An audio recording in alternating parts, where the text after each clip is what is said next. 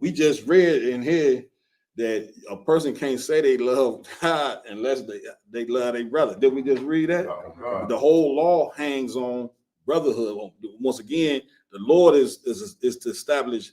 He's do these teachings right here. He's to establish brotherhood here. He's doing that through teaching you these laws, statutes, commandments. That's what the law, statutes, and commandments is about. Because if there was no other people on the planet, nigga, you wouldn't need the law, statutes, and commandments because it'd just be you. Right. So what the hell you need them for? Right. You get my point? The point of the law, statutes, and commandments is to make sure that we love one another. And again, the love ain't about emotions. The love is about these rules that's put in here. Everybody understand? Read on. Let's go. Verse 3. Mm-hmm. Thou shalt have no other gods before me. The Lord say that off top.